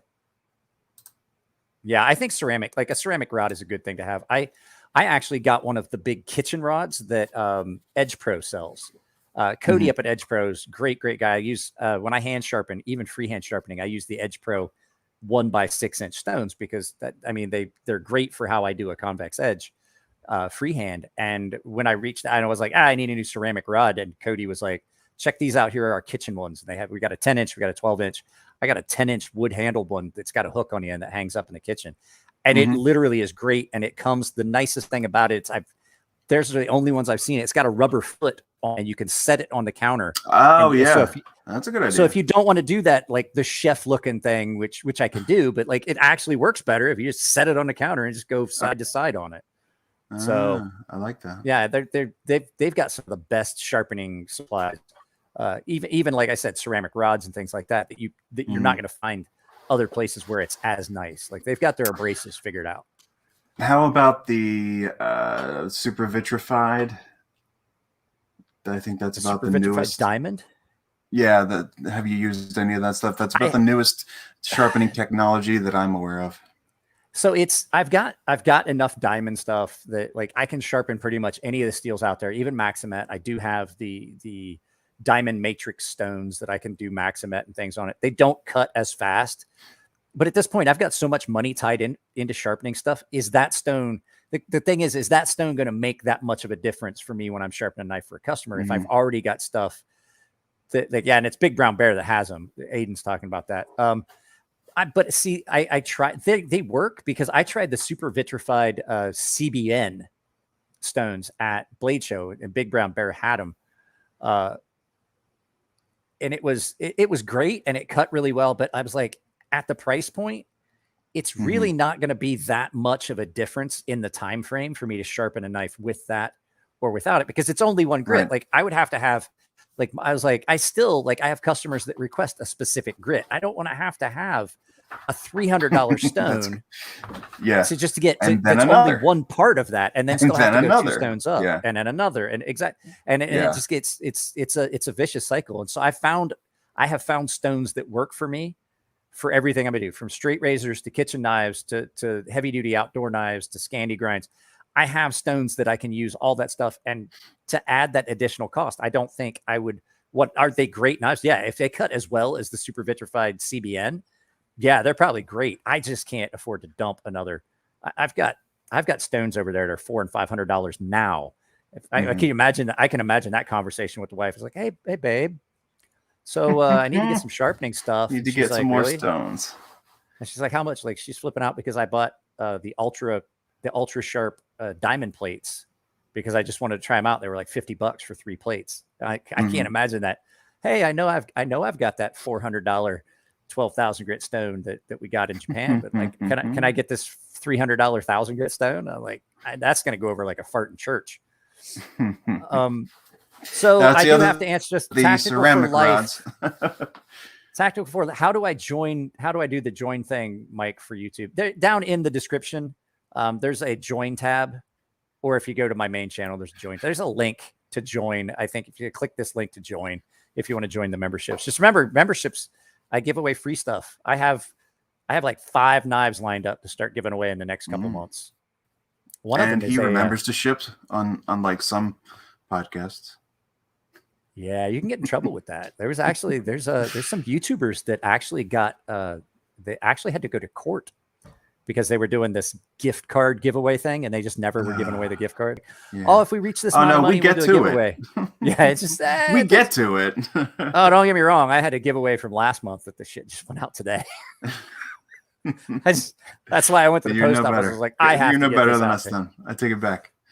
So, but yeah, ceramic rods are great. You can't beat them for just touch up around the kitchen. Especially, I have 2 sets of knives. I have my wife's knives because she likes to pound on stuff, and then I have my knives, which of course like, just don't fucking touch my knives. Don't go in the dishwasher, please. Just don't put my expensive knives in the dishwasher. So this is a question I ask everybody because this is a knife guy question. You have to pick now. This you can repurchase the knife. Okay. I'm going to give you that. It's not like this is the only knife, but you have to have one knife for life. What would be the one knife that would meet all your needs and is serviceable, replaceable, comfortable, all those things, but the one knife that would meet like basically all your needs that you would need for a knife for the rest of your life? PM3. I was thinking this is going to be really, and then no, it's not that hard. It's just going to be a PM3. PM3. I don't. The PM3 is the shorter bladed one, right? Yes. I don't like because it's a little lighter. It's a little smaller. It's and it would. There's no way that could be the answer if I used my knives for any knife breakies or blade snappy and halfy, but I don't. For strictly slicing, that's. You said serviceable. You said replaceable, right? So not that can't be super rare one-off. Yeah, it's going to be a PM3. Marco, I Rex, carry. Don't worry, I carry Rex a firearm as well. Yeah, so I'm not saying like I'm gonna. That's the only thing I'm ever gonna have. I'm not saying that's like end all be all home defense and all that stuff. You guys do know that after the crackhead incident, that I keep my pew pew right here. And we have a new member. I see that he figured it out. Tactical for Life is now a new member. So yeah, you guys keep the channel going. Levon says Para 3. Yes. I had said mine is the knife that I would have forever. It would just be a Mora knife companion, the super companion with the Sandvik steel. Because I mean it's a good one. It's really robust. It takes an edge. It's like $16 if I have to replace it. It's once you get rid of the micro bevel on it and actually get that Scandi down to a 0 grind, it's frighteningly sharp. And I mean, even for as thick as it is with that Scandi grind, it cuts really well. Processing game, cutting meat, cutting pretty much anything. It's a good all around performer. And it's one of those knives that like at $18 to replace, like that's the GOAT right there. That's the greatest all time. Like that knife. Yeah. Has a special place in my heart. There's some things that are just they're just on another level of value compared to what you get. The Mora is a great example. And I like the fact that they know how good their knives are, but they don't try to overprice it. Maybe Benchmade should take a good look at that pricing structure, or like pricing things for what they're worth, and then maybe get the guy that's blind in one eye off the sharpening line so that the edges don't do this at the very end. I've never seen one with matching edges. I haven't looked for a while. but I have to say that when I got this knife was a gift.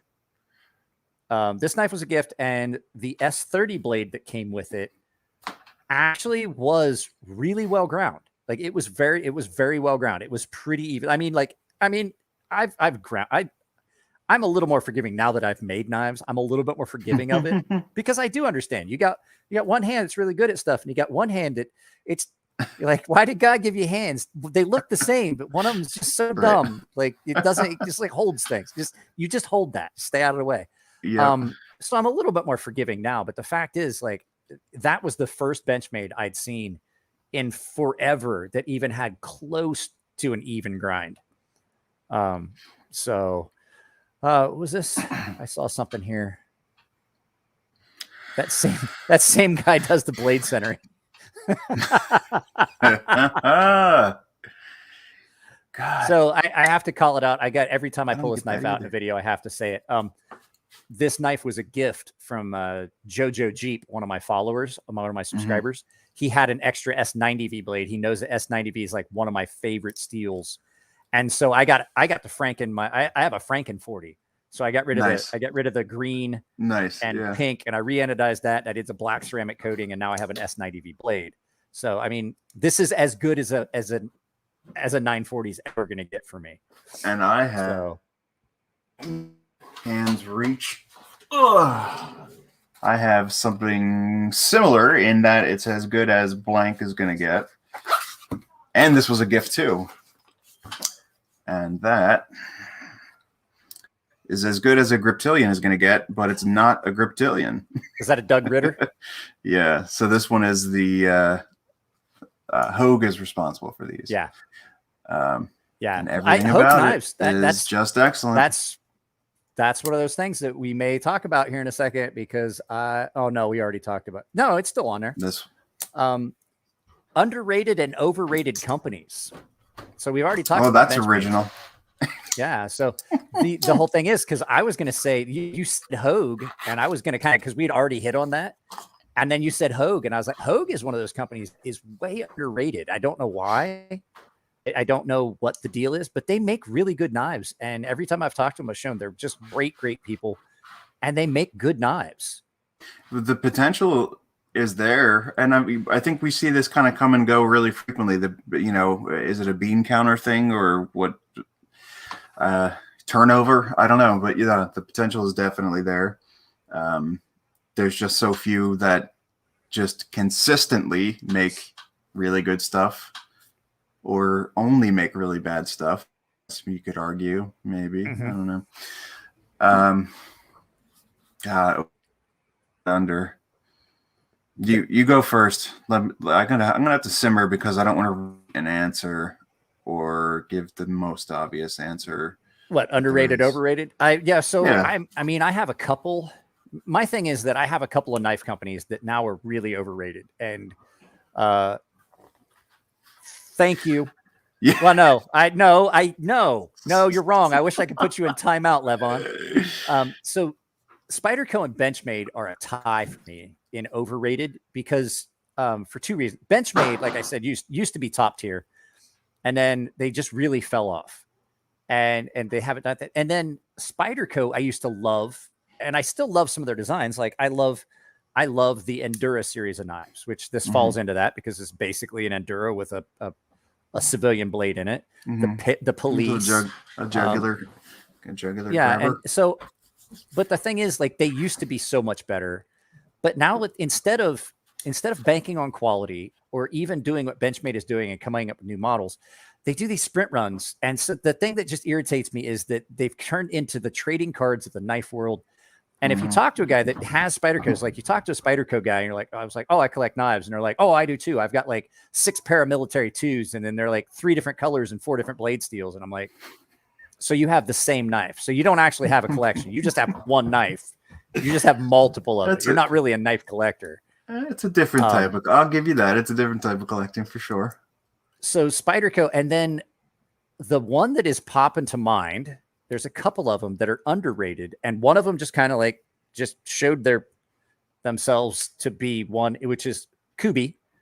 Kubi knives. They've been around for a while, and they've really stepped their game up. But another one is Asher knives, and I was talking with the owner earlier today. I'm trying to get him on a podcast. I'd never gotten to see one. I'd seen pictures of them, and I was like, they just looked so simple and plain, like cheap Chinese. And then I got one, and I was like, wow. These are really well built. I mean, they're really plain, but in hand, you're like, this is a really, really good knife. And the fact is, you're paying for what you're getting. They're like $70. Yeah. And the fact is that I don't now. I sent it back to Neve's Knives. I had their, the Nomad 2.0, which is an axis lock. And that was the first, I was like, how did a company, how did Asher Knives do the axis lock better than the people that designed it? Because I got it. I was like, it's when I got it, I was like, there's a little bit of blade play. I was like, oh, okay. It's just like every other bench bay with it. And I cranked the pivot down a little bit. And I was like, well, there's no blade play. And I was like, oh, I still have the action. Because And if you got a Benchmade, you get gotta rid of the blade play. You lose. Yeah, you got to pick. one. Do I want blade play or do I want action? So those are mine. So yeah, Hogue and Asher knives and Kubi are definitely underrated. All right. So the problem with this is any of the big companies are overrated because the threshold for how much they're talked about and collected and the premium that they can charge for special editions and blah blah blah blah blah blah. You could argue any of the big names are rated. Underrated. I mean, it's hard. It would be hard not to pick one of the small, and I hate to just go to a Chinese company like QSP, like one of these companies that were no one that came out of nowhere and just made good cheap stuff right from the very, very beginning. Yeah. Maybe they had a hiccup or two along the way, and that's a really good example. Real Steel is right there with them, in my opinion, where they never asked a lot and they never claimed to be more than they were, but everything has been, again, aside from a couple of hiccups, everything has been pretty damn good, and they're still not that expensive. And then Murky Ocean. So so Murky Ocean says Alex Steingraber, and I was like, yeah, but like Alex is not like, I was talking like production companies. Alex is more custom. And I talked to Alex. We're in a group chat on we have a DM group chat with me and Jacob Creates and a Marine buddy of mine and Chris from Cerberus Knives, and we all talk. And yeah, he definitely, I mean, he makes some great stuff, but I don't consider, like, I was talking more about like production companies. But yeah, you're right, QSP. And I actually this was in a video. I've had this for a while. This was in a video today that I shot about budget knives that, really good knives that won't break the bank. And the QSP Penguin. Now I can make any knife rust, and D2 is the worst. So is that on your side or my side? My daughter's bedroom's right above us too. So I was like, either your daughter's or my daughter is. But so when I get a knife in D2 that I like, I just put a ceramic coating on it. I put that nano ceramic coating on it. So okay, So, but yeah, QSP, and I mean, you get some bells and whistles too for a $32 knife. That's got that's not linen micarta. That's denim micarta. They made that out of jeans. I'm like, that's. Yeah, and there's obviously there's others. Civivi is the more obvious, but for me, when someone asked that question, I wanted to go with something a little less obvious. But I think Real Steel, they're kind of doing the same level of what you get compared to what they charge is pretty awesome. So I think I had Russell on, and Russell and I are friends. Russell from Artisan, and Russell told me to ask you how you feel about Artisan knives now. I was not the main perpetrator in any of that. I were joking about it. He's cool. Russell's one of the coolest dudes in the knife world. He doesn't care. Yeah. But I mean, I think Dave even said that they were abnormally cool about. They basically they were climbed back into his good graces by being so cool about how horrible he was. Yeah, I mean, we were, I should say. I mean, Russell's a great guy. Everybody I've dealt with, because they made my sea snake design, that little fixed blade, Warney. And I sent you one of those, right? Or did I send it to Levon? You sent me, was it Stone? I sent you the Stonefish, and I think I sent Stonefish? Levon the my big combat. I think I sent Lev on the sea snake. Yeah, but I mean, they're great knives. I remember taking a picture of the Stonefish sitting on my KMG. Yeah, and you took a picture of a KMG and you took it out in the woods. You had a picture of it out in the woods somewhere too, on some stuff. Sounds like I did a good job. Yeah. Then I mean, like, this one is our CJRB RIA. CJRB. Yeah. Yeah, the RIA. This is like, as far as like a little gentleman's folder, way up there with one of my favorite little knives. I was like, wow, for like a $50 knife, you get a lot with this for a $50 knife. So yeah. So there are a number of those right now. I must have sent you the sea snake then, Jake. Only the Stonefish. You guys both got to see the stonefish. I know that I know Levon passed it around. You I guys know he passed saw the the stonefish. He saw the stonefish too. I don't know if he had it or he just saw it here at my house. I don't know. I had sent it to one of you guys, and you guys took. Yeah, you guys put the pictures up. One of you guys did. Maybe Dave. Up.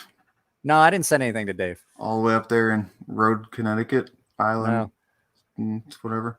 Tactical for Life asked who forced Mike to shave. So there was a horrible incident. I've been cutting my own hair for like the last 2 years because like I it's just like why I'm balding anyway. I never take my hat off. Literally, like you guys, it's not just the YouTube channel. Like I wake up, I put the hat on. I have the workout hat. I take this hat off. I put the workout hat on. I take my kid to the gym. I come back. I take that hat off. I walk upstairs, take a shower. I put this hat on. And so I cut my own hair the other day.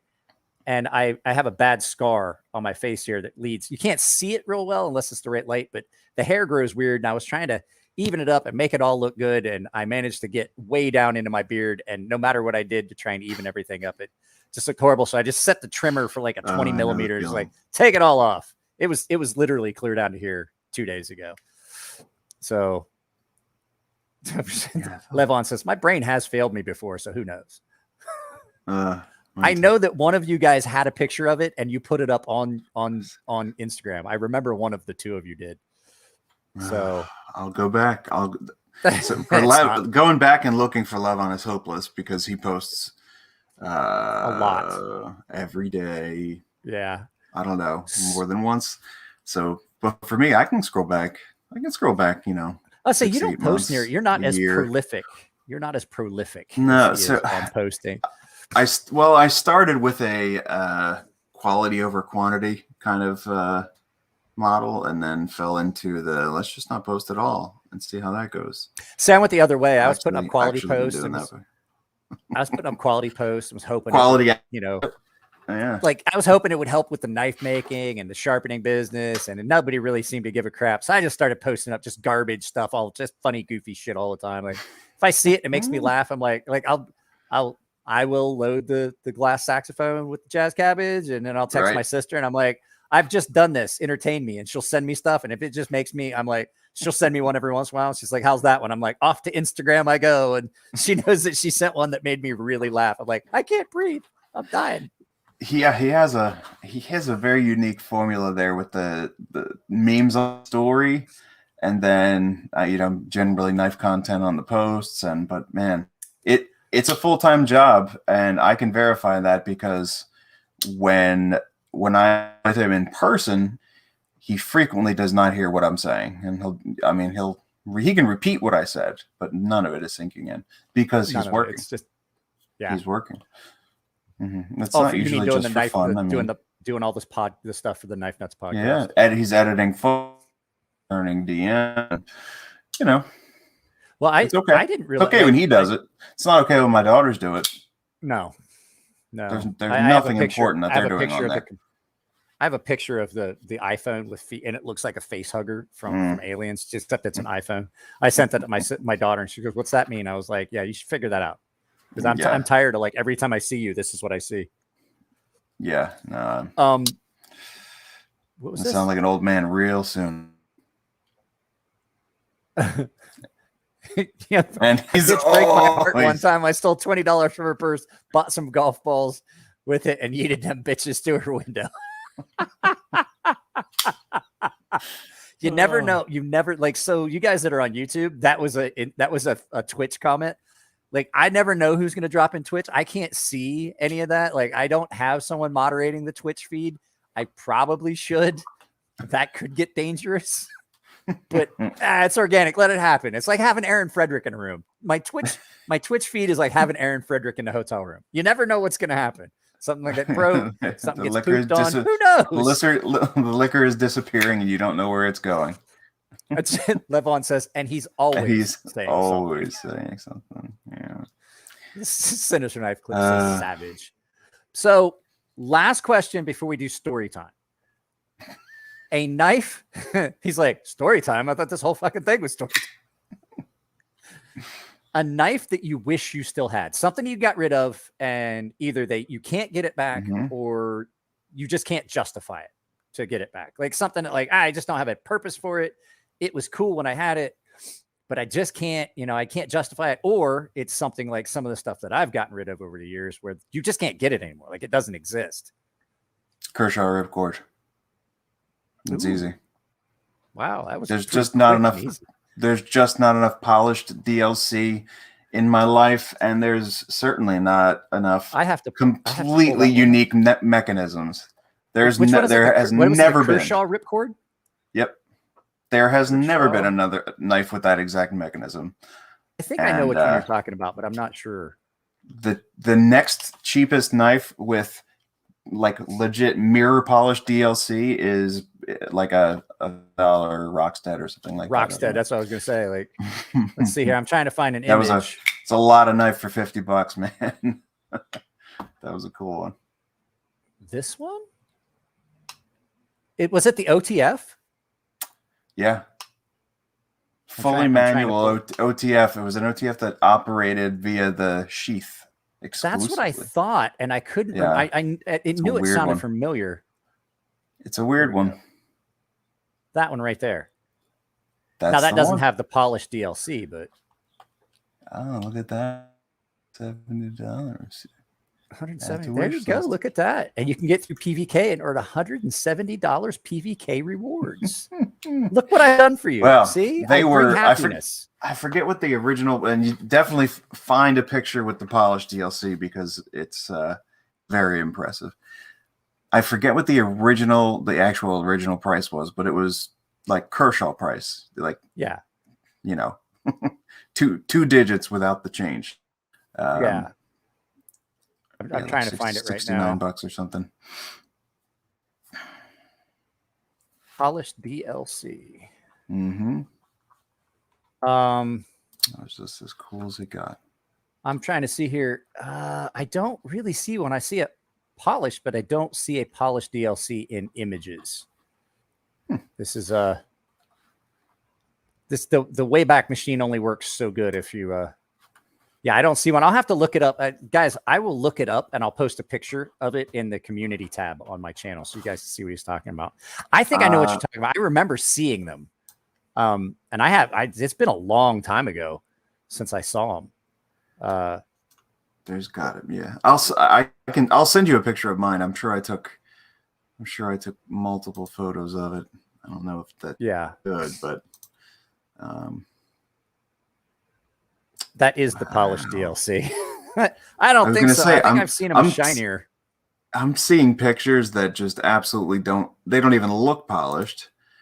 But I assure you, it was much like mirror polished DLC. It was the real deal. Here's a terrible photo. While you're looking, I had a question while you were looking. How come you guys don't do the I can't remember what you guys called it, the ass hats, like you guys used to bust on Paulo Blazano in the podcast? How come you guys don't do that anymore? Oh my God, wing ding of the week. Wing ding of the week. Yeah, you guys need to bring that back. You need to bring it back. Because our shit is so organic that if we just don't remember, then it's just not going to happen. Or something like that. Yeah, I would say it's because we offended someone, and then we realized that corporate would upset you to do it, but none of that's true. No, but like I every year around my birthday, usually in August, I get with Flippin' Bean, Adam Chavez, and I do a thing. I just do a thing. Usually we had been doing it on Instagram. We just do a live feed. And one year we did it on my channel, on my Instagram, and then we did it once on his. And we devote an entire hour or so to Paulo Blazano and how much we hate him and how much of an asshat he is. And the fact that he still has not delivered a single Mars knife. Like the fact is that you would have to go to Mars to get a Mars knife at this point. And this year, the funny one was July last year, he put up a post saying that October around 1 October, he was going to resume deliveries of the knives. Like he was going to resume. I was like, well, first of all, to resume something, you would have to have started in the first place. And then second of all, I mean, I can't fault him because he just said October. He didn't say what fucking year. What year? Yeah. And I'm like, every year, I'm like, is 2021 the year of the 2016 Mars knife? And the thing is, people are like, why are you on him so bad about this? I was like, because I've been to Ferrum Forge. As a matter of fact, I've actually been on you guys' podcast. You guys just didn't realize it. I was actually in the shop goofing off and hanging out while you guys were doing the podcast with Elliot and Chris. I was there. I was like sitting across. They're doing a podcast. I'm sitting there drinking a beer, and they're like, we fucking know you. Like, that's the look I got. I got like that my dad look. Like, don't you do it. And I'm like, what? I'm just drinking a beer. So yeah, I was there the day that you guys did the podcast. But what I was saying was the whole thing is I watched Chris and Elliot build 200 knives in like 3 months. That's parts. And like, get granted, they didn't do the machining, but Elliot did the render and did all the parts that were required. He just sent that out and somebody else did the machining. So like that time, there was no time difference because he had to send it out. As a matter of fact, it would have taken longer. So he did the design and he sent it out and all that stuff. And I watched them build 200 knives from a pile of parts in 3 months. And I'm like, motherfucker, you can't do 100 knives in 7 years? You can't do that shit? That's where we're at right now, right? No. 2016, 2015. Well, 2016, where are we at? Like, what is that? 5 years? 6 years? 5, 6 years, yeah. You telling me you can't do that? That's just negative. Like I would love to see the Mars knife come out and everybody could see how basic bitch it is and like what the fuck did I pay this much for? But the fact is, like, at least I could leave him be. You know, just I could leave him be and just I could be done with it. But no, and then you could just roll right into the next guy. I could just and then I start on Voss Offren. Yeah, but Voss Offren, his partner that took the other $30,000 from Kickstarter. Yeah. We haven't even touched that one yet. Like, I'm still on Paulo. There's always someone waiting. What's this? Just set the record straight. The ripcord only came with polished Sandvik and polished DLC Sandvik. Okay, so that maybe they just don't know how to take pictures of polished DLC. Well, yeah, I've taken pictures. I'm not gonna lie. I've taken pictures of some stuff that I did, like anodizing and stuff, and I'm like, why does this look horrible? Yeah, it's easier to get a bad picture of something than it is to get a good picture. Yeah, I know. I've taken naked pictures of myself. I know exactly what you're talking about. Yeah, right? This is going to drive me nuts. And the worst thing is, like, you're going to have to send it to me, and then I'm going to have to put it on my, I'm going to have to airdrop it to my computer so that I can even put it up on the screen. So, but it's a good thing I did this because now I'm looking at the ye old 777 unicorn collection. And there's a lot of guys that don't know the 777 or something. The 777, the Kershaw Microtech fucking dust that's up quite over a story. The 777. Yeah, that's some knife history right there. That's some, that's some lore from when we were still young and had joy and energy. Yeah, I remember all that stuff. I remember the 777 stuff. I remember. Like I got into the history of the Rat One and all the stuff like with Randall Adventure Training and the those Peruvian designs and all that stuff. And people are like, "What are you talking about?" I was like, "That's what RAT stands for." Like, I know you don't know this. It's Randall Adventure Training. It's based on a Peruvian army knife. And they're like, "Why do you know that?" And I was like, "What else do I have in my life? I've been married for 19 years. What do you fucking want from me?" Oh man, God. 12? 09. 12 years. That you've been married for, yeah. So you've been married for a while. I'm gonna tell all these young kids some advice my father gave me on the day that I got married. He called me. I was in Japan. They couldn't come to the wedding because it was just right after September 11th. And he was just he was absolutely opposed to my mother and my sister or anybody getting on a plane. And so I got a phone call from him. And so he called me on my cell phone. I was like, "What is this?" And I answered it with my dad. And I was like, "Holy crap! This Like, that's a lot of money. And my dad didn't like to spend money. He's like, all right, you're getting married today, huh, boy? And I was like, yeah. And he goes, I'm going to tell you a secret. I was like, what's that? And he goes, you can be right or you can be happy. He said, boy, you sure as fuck ain't going to be both. And I tried to be right. I tried to be right for a while. And I got news for you. There's no sex in Wrightville. There's none. You better hope you got a comfortable couch. I definitely got a weird one though. I'll tell you that. She has some very unique qualities. Oh, I lucked out. I could never have imagined being with someone as long as I've been with my wife. So, story time. And I think that you should probably tell everyone, because not everyone has heard it, the Aaron Frederick story about the time he came bounding into your hotel room. Oh my God. Because he told me his version of it. And I was like, he tells it. Well, he talked like this. I came running in that room and I was in my underwear. You can't have me tell a story that you've heard Aaron tell, because it's gonna be a snooze fest by comparison. No, it's not for me. It's for them, because. Well, we had driven to well, that was Nick's, right? It was New York. Yeah. During a blizzard. It was, I mean, I'm not exaggerating by calling it a blizzard. It was a nor'easter. It was about as bad as bad of a storm as we get, here, anywhere here in the mid-Atlantic, Northeast, whatever. And I don't remember how many hours it took us. It took us about twice as long as usual. It's normally a 3-hour drive. It maybe took us 6 or 8 hours, and it was terrible.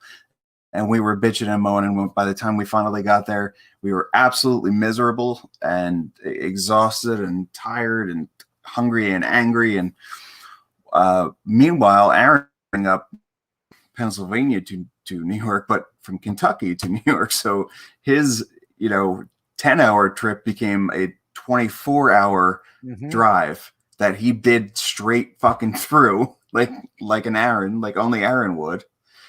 It's a Navy guy thing. When you're driving ammo, you have to get used to it. Like, we can't stop anywhere. We got a truckload of missiles. I can't stop anywhere. And he was in his big truck, and I mean, there's just no way to describe. Like, every horrible thing that you can experience, driving in the snow happened. But it was 1,000 times worse for him. So we had stopped hearing from him at one point. Assuming maybe he had stopped, obviously, we crashed a number of times. And like I said, we were going less than half the distance. So we had stopped hearing from him. We had just assumed, he stopped and maybe went to sleep because, it had been that long that's what would make sense. And, in the hotel room, we were just glad to be there, and I had gone to sleep. I guess Levon had gone to sleep. I'm not even sure. I don't even remember. But at about 4:00 in the morning, someone kicks down our door with a key, of course, because we had left a key at the front desk for him. And let's see, the only way this is going to work. So Aaron busts in at 4:00 in the morning, and basically the first thing I see is just his package coming at my face, because he walked in and just dropped all of his stuff, including all of his clothing, and somehow managed to get drunk between the front hotel room and my bed. He did manage to get shit faced. I don't know how many minutes or beers that was. He probably stopped in the lobby and everyone there bought him a drink. He's got one of those small bottles of Jack Daniels, a straw, and just shotguns Jack Daniels on his way on the elevator. He's like, I'm almost there. Well, he absolutely insisted that I get up and be social with it. And I was just completely out, and I had taken my sleeping meds and everything. And I'm just like, I don't know what was happening, but fortunately there is a video. Excuse me, that shows exactly how close we were in that moment. and I think that was only like the second time that I actually met him in person. He's a unique creature. Aaron is definitely a unique animal. I mean, how he's the only person that could have that much, not just energy, but like goofy fun energy after a 24-hour driving through a blizzard. It just, I don't know. It certainly sums him up nicely. That's for sure. Yeah, when we were that day that we were at USN, and so Aaron had his table set up, and me and Nico came in, and while we were eating breakfast. This is how bad we looked. We got to the breakfast table. This is the day after my birthday, and like I said, Ramon Chavez just poured drinks down. So did Jake McCoy, Jason McCoy, and Kalen McCoy, and Nathan from Rat Bastard, and everybody at the show. It's just like, oh, a line formed. Like, oh, we brought our own whiskey, and that's his birthday. Cool. And I'm like, just pouring drinks down my throat, and it just became a revolving thing. Here comes Ramon Chavez again. I'm like, didn't we already do this once? And so like I get up the next morning and we go eat breakfast, and then Nico reminded me we had to go into the show because we had to put our names. We were going as proxies for a guy too. This guy had paid for our hotel room. We were already going to the show, and he's like, "I'll pay for your hotel room if you act as a proxy for me for these giveaways." Okay, yeah. And so I was like, "All right." And so we go down, we eat breakfast, and I literally thought I was going to throw up when the food came out. I'm sitting there, I'm like, "Oh God, I hadn't felt that bad in years." I know. Like, I'm a Navy guy. I used to even still, I drink a lot when I set out to drink, and I was miserable. And Nico didn't look good either because he wanted to go back to the room, and I kept telling him, I was like, "You can't go back to the room. You can't leave me up here alone." He's like, "Why not?" I was like, "I'll get lost in the casino, and you'll have to come find me first thing in the morning, and I'll be curled up next to a slot machine with a security guard kicking me." He goes, "All right, I'll wait."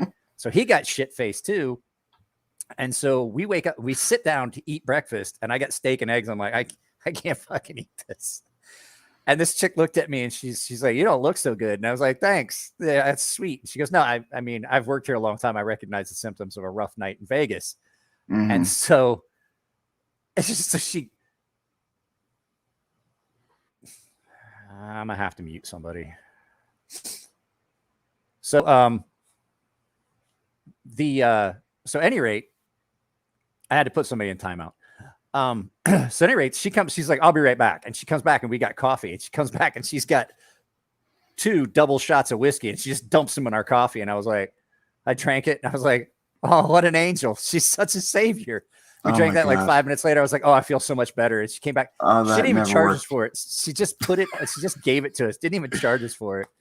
And then, so we ate our breakfast, and we got done, and we walked into the show, and there's Aaron, and he's like, "Hey man, what's going on?" I'm like, "God damn." And he goes, "You look like hammered shit." That sounds about right. Yep. I was like, "That's Aaron for you." I mean, that dude, like, and I know he was up late that night. I know he was, because I saw him in the lobby after we got done with my breakfast dinner. And we were getting ready to go to the Cove because I had to go to talk to the folks from Artisan. And I saw him. He's like, "I'm gonna go play slots for a little bit." And I went back up to the room for something. He's still playing slots, and I was like, "Holy shit, that dude's he has to get up way earlier than we do." He is one of God's own prototypes. Oh, he's an animal. Sure. He really is. Look, who's here? Therapeutic Edge. Welcome. That's another one of my members. So, well, we have hit the 2-hour mark, which is where I usually leave it. If you guys want to, it is Friday. I know it's late for you. It's like midnight, and I apologize for the lateness. It is midnight 30 here. It's midnight 30. So I'm going to go ahead and end it so that Jake can go ahead and go to bed, because, he's old, and I'm not. So wait, that's wrong. So according to my doctor, I'm older than you.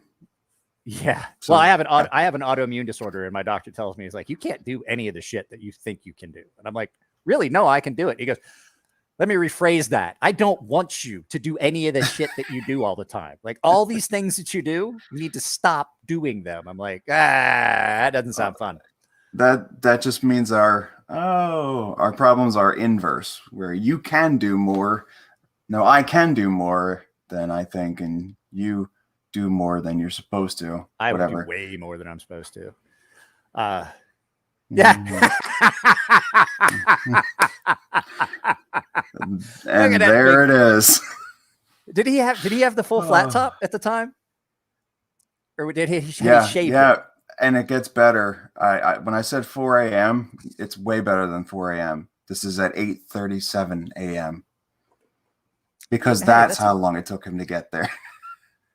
Well, no, he probably got there at 4 a.m. and started drinking and made it to the room at 8 a.m. and came up there shit faced. I'm so glad I found that little animated piece of joy for you.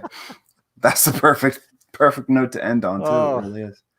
So, well, Peter, here's the thing.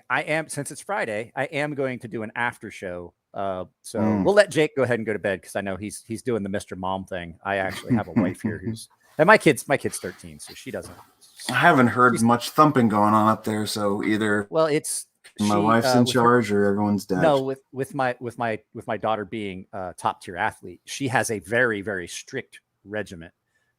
She has a set get up time. If we're not in the car by 7:10 to go to the gym, she's already going to be late for everything else. She has her school. She does her school from home because that allows her the latitude to do her on ice training at any time through the day. So she basically does. It's an online charter school, so she only has 1 day a week where she actually goes to school. So it gives her that latitude, but she has a really strict regimen. So 7:10, we got to be on the way to the gym. Then we get back, and then she has to stretch, and then she does she has her stretching, and then she warms up, and then she does her warm up and cool down for her muscles after her stretch. And then she has school, and then she does school until time to go to ice. And if she does that after, and then she has abs and things that she does later in the day. She does abs every day. Me too. And then she is in bed, at 9:30 every night and up at 6 or up at 7 the next morning. So she has to have, with her being an athlete, she's got to have that recovery time. So 9 to 7, 9:30 to 7, she's in bed. So, so I have the exact same schedule as an athlete. It's just the only way. It's the only way. Yeah. So, well, I'll tell you what, we're going to go ahead and let Jake go. I'm going to end this broadcast and then I will start another one. So we'll do it as the after show. And so I did see the thing. So I hope that you're not upset with me there. I forget who it was. Marco, I hope you're not upset, but I have to think of the fact that this is my job. If you're doing political commentary and stuff like that, talking about things that are no subjects on YouTube, I have to take you out for a little bit because you're running a chance of me losing any revenue that comes from this broadcast. So guys, that's it. If you guys are listening on Apple iTunes, Apple iPod or podcasts, I'd like to remind you that the full version of this is available. The video version is available. A link to it in the description of the podcast. Jake, thanks for being here. Levon, if you're still here, I'll get you and Dave and everybody on the show as well. So, all right, guys, I'm going to end this. Take it easy, and I'll see you guys later. Later.